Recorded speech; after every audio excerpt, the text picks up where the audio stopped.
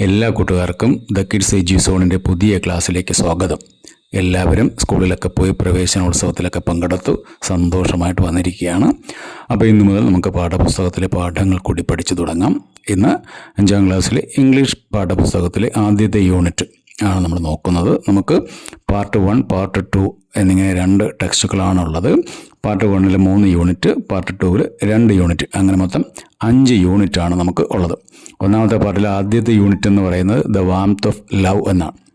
പാഠത്തിലേക്ക് കടക്കുന്നതിന് മുമ്പ് അങ്കിളിനൊരു കാര്യം പറയാനുള്ളത്, ഇന്ന് കൂട്ടുകാർ പ്രവേശനോത്സവത്തിന് പോയപ്പോൾ ഒരു പ്രവേശനോത്സവ ഗാനം ഒക്കെ പാടി. അത് കഴിഞ്ഞിട്ട് ഒരു ചെറിയ പ്രതിജ്ഞ ചെയ്തിട്ടുണ്ടാവും. മിക്കവാറും എല്ലാ സ്കൂളുകളിലും ആ പ്രതിജ്ഞ കൂട്ടുകാർ ചെയ്തിട്ടുണ്ടാവും. ഒരു സൈബർ സുരക്ഷ അല്ലേ, സൈബർ സെക്യൂരിറ്റി പ്ലഡ്ജ് എന്ന് പറഞ്ഞിട്ട്. എന്താ നിങ്ങൾ പറഞ്ഞത്? ഞാൻ എന്ത് ചെയ്യും, ആ സൈബർ സ്പേസ് അല്ലേ, എന്ത് ചെയ്യും, ഇൻ്റർനെറ്റൊക്കെ വളരെ സുരക്ഷിതമായിട്ടും വളരെ ഉത്തരവാദിത്തോടും കൂടിയും അല്ലേ, മറ്റുള്ളവരെ ബഹുമാനിച്ചും മറ്റുള്ളവർക്ക് ബുദ്ധിമുട്ടുണ്ടാക്കാത്ത രീതിയിലും ഒക്കെ ഉപയോഗിക്കുമെന്ന് നമ്മൾ പ്രതിജ്ഞ ചെയ്തു അല്ലേ. ഇംഗ്ലീഷിലാണെങ്കിൽ internet use responsibly, safely and respectfully എന്ന് നമ്മൾ പറഞ്ഞു അല്ലേ. അപ്പോൾ എന്താ ഇത് ചെയ്യേണ്ടത്? നമ്മൾ മറ്റുള്ളവരെ ബുദ്ധിമുട്ടിക്കാത്ത രീതിയിൽ അല്ലേ, നമ്മൾ സോഷ്യൽ മീഡിയ കമൻ്റൊക്കെ ഇടുന്ന ഒരുപാട് കുട്ടികൾ മറ്റുള്ളവർ വിഷമുണ്ടാക്കുന്ന രീതിയിൽ കമൻ്റ് ഇടുന്ന വാർത്തയൊക്കെ നമ്മൾ കണ്ടിട്ടുണ്ട്. അപ്പോൾ അങ്ങനെയൊന്നും ചെയ്യാതെ നമ്മുടെ പഠന ആവശ്യങ്ങൾക്ക് വേണ്ടി വളരെ നല്ല രീതിയിൽ നമുക്ക് എന്ത് ഉപയോഗിക്കാൻ പറ്റും? ഈ സൈബർ സ്പേസ് അല്ലെങ്കിൽ ഇൻ്റർനെറ്റും ഒക്കെ ഉപയോഗിക്കാൻ പറ്റും അല്ലേ. നിങ്ങൾ യൂട്യൂബിൽ കയറി പാഠപുസ്തകത്തിലെ പാഠങ്ങളൊക്കെ പഠിക്കുന്നു. അത് കഴിഞ്ഞ് നിങ്ങൾ എന്ത് ചെയ്യുന്നു? ക്ലോസ് ചെയ്ത് അച്ഛൻ്റെ അമ്മയുടെ മുമ്പിൽ വെച്ച് എല്ലാ കാര്യങ്ങളും ചെയ്തതിന് ശേഷം ക്ലോസ് ചെയ്യുന്നു. മറ്റൊരാളെ ബുദ്ധിമുട്ടിക്കുന്ന രീതിയിൽ കമൻറ്റുകളോ അല്ലെങ്കിൽ പോസ്റ്റുകളോ ഒന്നും ചെയ്യാൻ പാടില്ല. അങ്ങനെ ചെയ്യില്ല എന്ന് നമ്മൾ ഇപ്പോഴേ എന്ത് ചെയ്യണം? പ്രതിജ്ഞ ചെയ്യണം. ഓക്കെ, അപ്പോൾ നമുക്ക് പാഠത്തിലേക്ക് പോകാം. ആദ്യത്തെ യൂണിറ്റിൻ്റെ പേര് ദ വാംത്ത് ഓഫ് ലവ് എന്നാണ്. ദ വാംത്ത് ഓഫ് ലവ് അല്ലേ, സ്നേഹത്തിൻ്റെ ഊഷ്മളത അല്ലെങ്കിൽ ഊഷ്മളമായ സ്നേഹം. വാം എന്ന് പറഞ്ഞാൽ ഊഷ്മളമായത്, നല്ലത്, മനോഹരമായത് എന്നൊക്കെ അർത്ഥം. വാം എന്ന് പറഞ്ഞാൽ ഇളം ചൂടുള്ളത് എന്നാണ് ഇംഗ്ലീഷ് വാക്കിൻ്റെ അർത്ഥം. ഇവിടെ നമ്മൾ മലയാളത്തിൽ നല്ലൊരു വാക്കുണ്ട്, എന്താണ്? ഊഷ്മളം. സ്നേഹോഷ്മളമായ സ്വാഗതം എന്നൊക്കെ ഇന്ന് രാവിലെ നിങ്ങളോട് പറഞ്ഞിട്ടുണ്ടാവും പലരും അല്ലേ. അപ്പോൾ വളരെ സ്നേഹത്തോടു കൂടിയത്, ഊഷ്മളമായത്. അപ്പോൾ വാംത്ത് ഓഫ് ലവ്, ആ സ്നേഹത്തിന് എപ്പോഴും എന്താണ്? നമ്മൾ മറ്റൊരാളെ ആലിംഗനം ചെയ്യുമ്പോൾ നമുക്ക് ചെറിയൊരു ചൂട്, അയാളുടെ ശരീരത്തിൽ നിന്നൊരു സ്നേഹം നമുക്കൊരു ചെറിയ ചൂടായി നമ്മളിലേക്ക് പകർന്നു കിട്ടും. അതാണ് ശരിക്കും എന്ന് പറയുന്നത് ദ വാംത്ത് ഓഫ് ലവ് എന്ന് പറയുന്നത് അല്ലേ. അച്ഛനും അമ്മയൊക്കെ നമ്മൾ എന്ത് ചെയ്യുന്നു? കെട്ടിപ്പിടിക്കുന്നത് അതുകൊണ്ടാണ്, ആ സ്നേഹം നമ്മളിലേക്ക് പകരാൻ വേണ്ടിയാണ്. അപ്പോൾ ആ യൂണിറ്റിൽ ഇൻട്രൊഡക്ഷനായിട്ട് നമുക്കെന്താണ്? ഡോർവേയിൽ ഫസ്റ്റ് ഒരു എന്താ തന്നിരിക്കുന്ന ഒരു മനോഹരമായ പിക്ചറാണ് തന്നിരിക്കുന്ന ഒരു പാർക്കാണ് അല്ലേ. അതിന് താഴെ ഒരു കോട്ട്, ഒരു വാചകം തന്നിട്ടുണ്ട്. എന്താ അതൊന്ന് വായിച്ചു നോക്കിയേ. അമേരിക്കൻ പോയറ്റായ റോബർട്ട് ഫ്രോസ്റ്റിൻ്റെ ഒരു വാചകമാണത്. Earth is a right place for love അല്ലേ.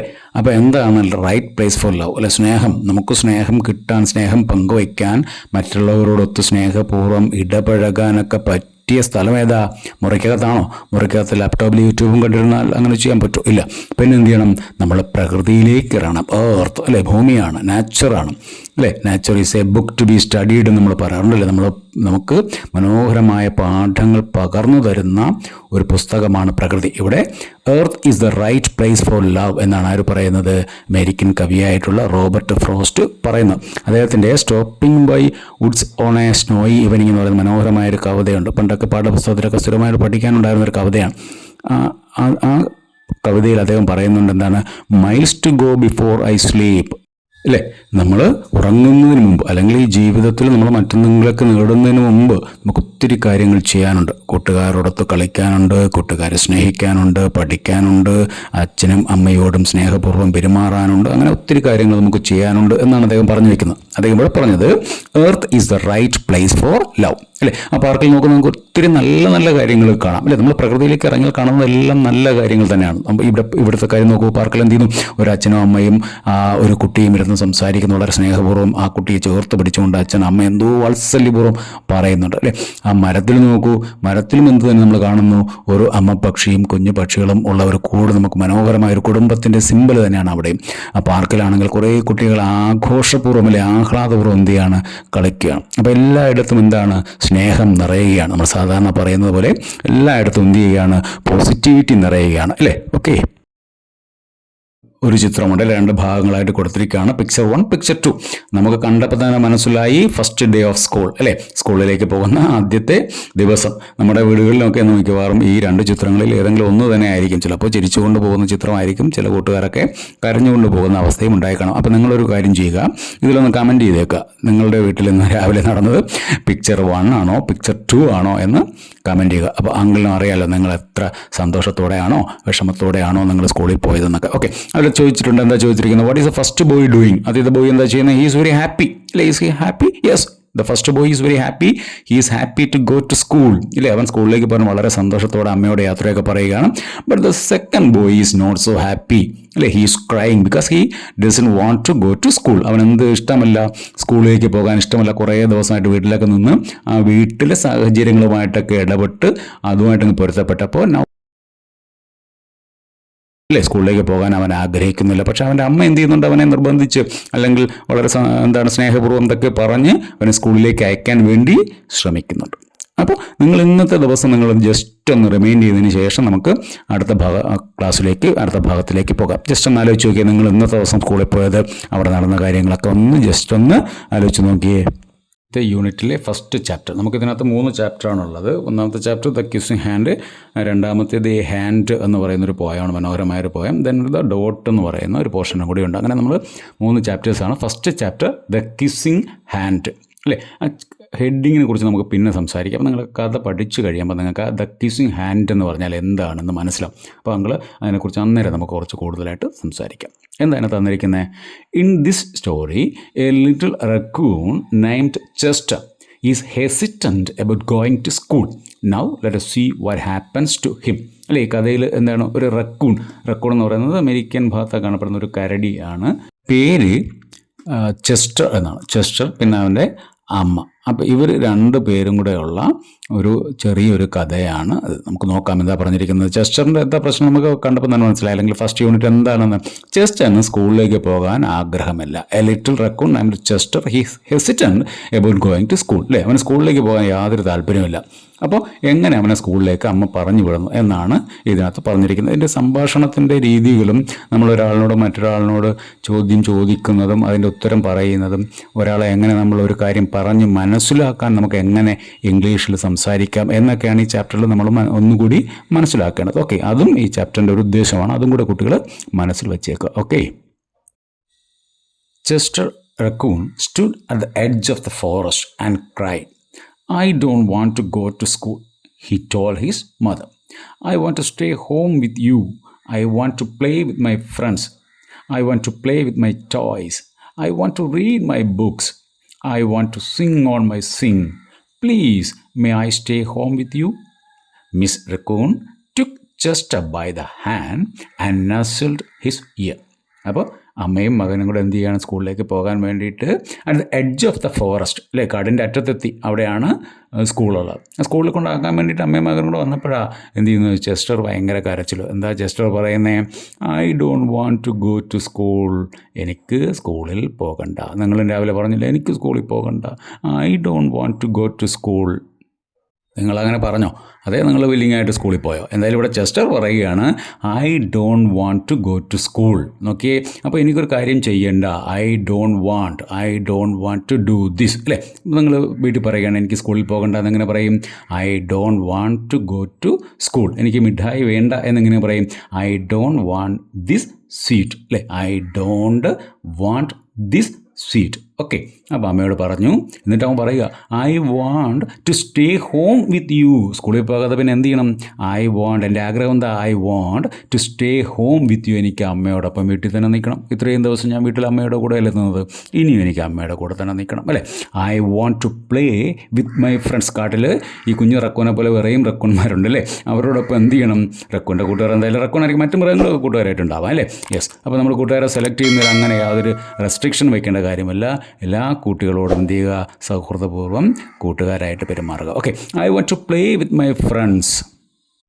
എനിക്ക് എന്ത് ചെയ്യണം? എൻ്റെ കൂട്ടുകാരോടൊത്ത് കളിക്കണം. I want to play with my friends, അല്ലേ? വിത്ത് മൈ ഫ്രണ്ട്സ്, എൻ്റെ കൂട്ടുകാരോടൊത്ത് എനിക്ക് കളിക്കണം. I want to play with my toys, കൂട്ടുകാരോടൊത്ത് മാത്രമല്ല, തിരിച്ച് വീട്ടിൽ വന്നിട്ട് അവിടെ ഒത്തിരി കളിപ്പാട്ടങ്ങളുണ്ട്, ടോയ്സ് കളിപ്പാട്ടങ്ങൾ, അല്ലേ? I want to play with my toys. I want to read my books, അല്ല? റക്കൂന് കളിച്ച് നടക്കാൻ മാത്രമല്ല, പിന്നെയോ ആ ചെറിയ ചെറിയ കഥാപുസ്തകങ്ങളൊക്കെ വീട്ടിലുണ്ട്, അതും കൂടെയൊക്കെ വായിക്കണം. അപ്പോൾ കൂട്ടുകാർ ഇപ്പോഴേ ഈ കുഞ്ഞുനാളിൽ ഒരു ചെറിയ ശീലം അങ്ങ് തുടങ്ങുക.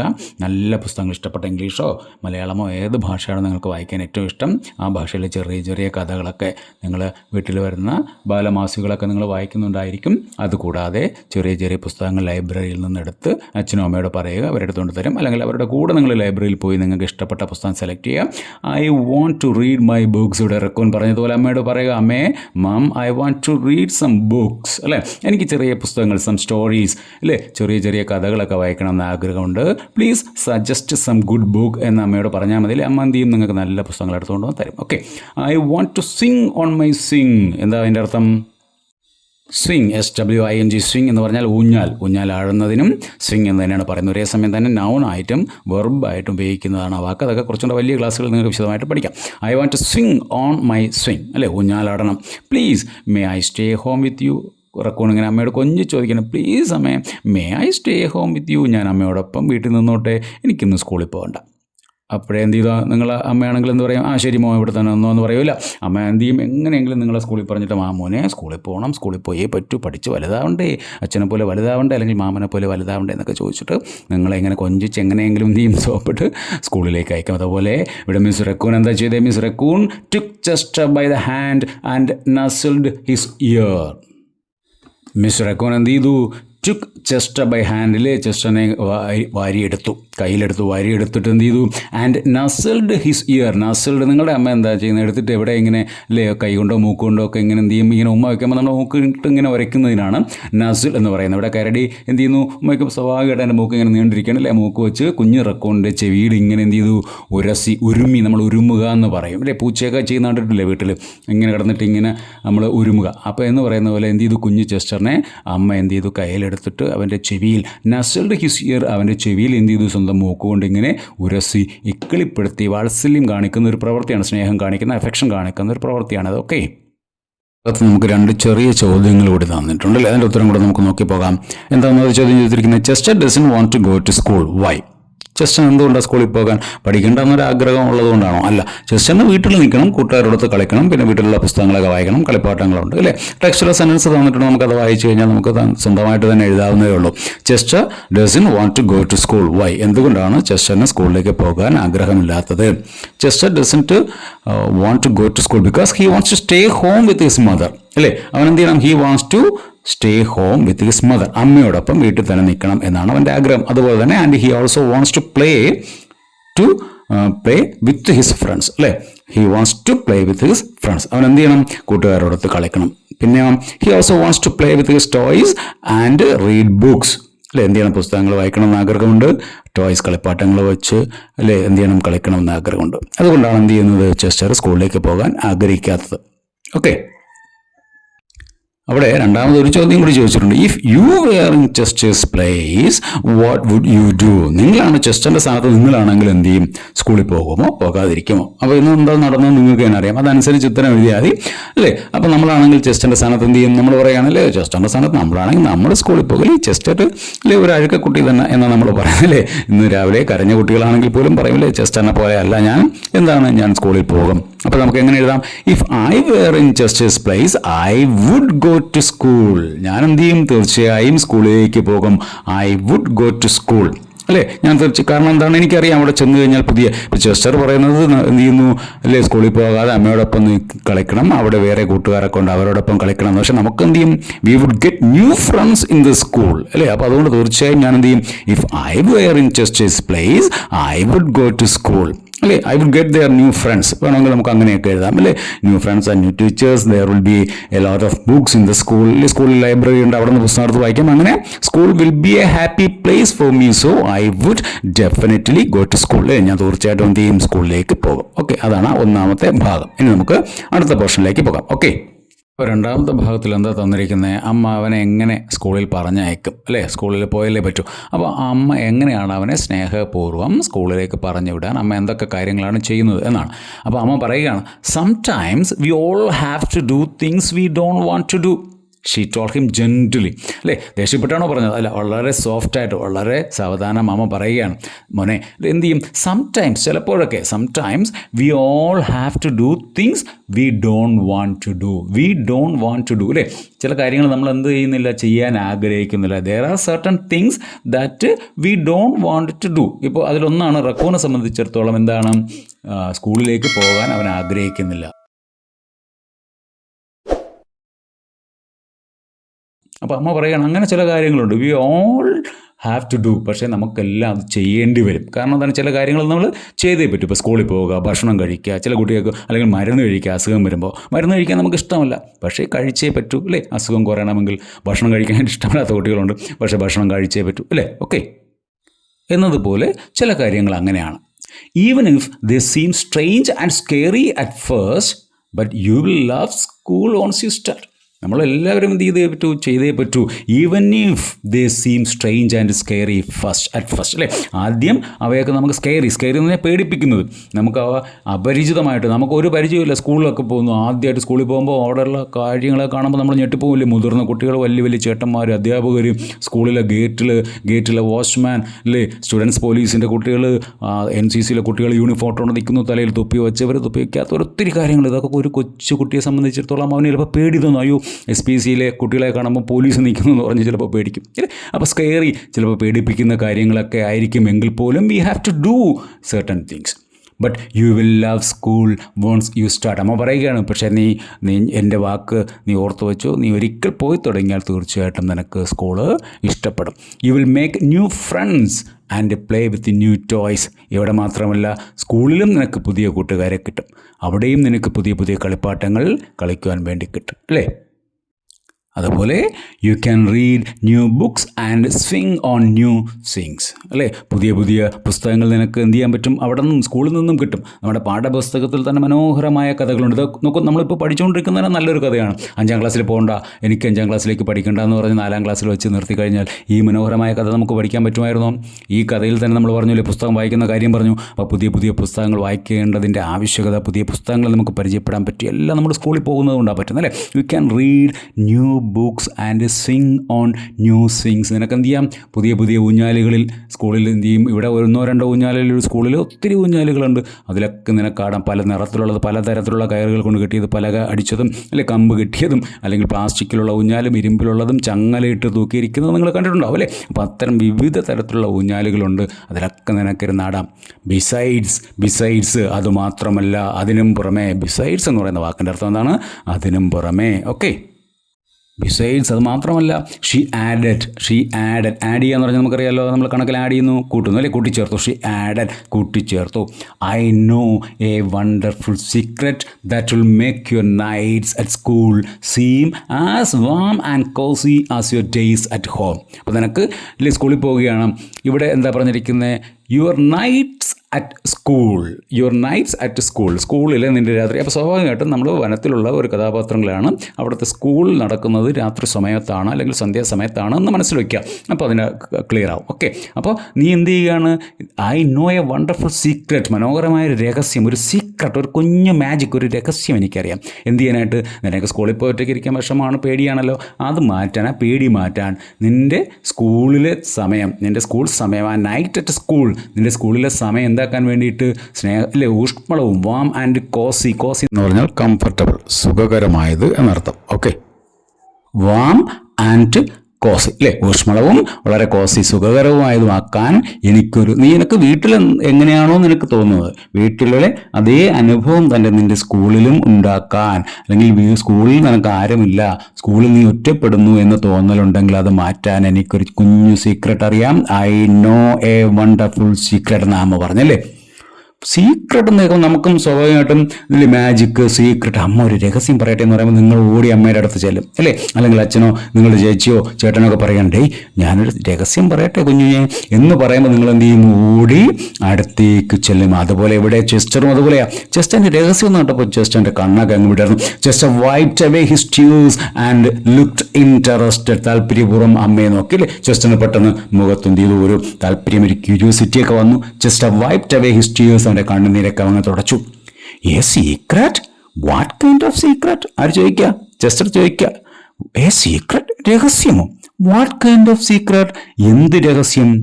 അമ്മ പറഞ്ഞു, എ വെരി ഓൾഡ് സീക്രട്ട്. അല്ലേ, അത് വേറെ ആരും കേൾക്കണ്ട. A very old secret said Miss raccoon. അത് വളരെ പഴയ ഒരു രഹസ്യമാണ്. A very old secret.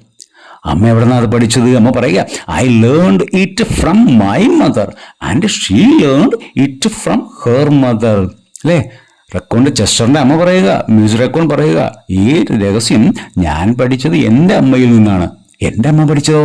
And she learned പഠിച്ചു. LEARN ലേൺ പഠിക്കുക. ലേണർ, ലേണിംഗ്, ലേൺഡ് മക്കളെ കേട്ടിട്ടുണ്ടല്ലോ.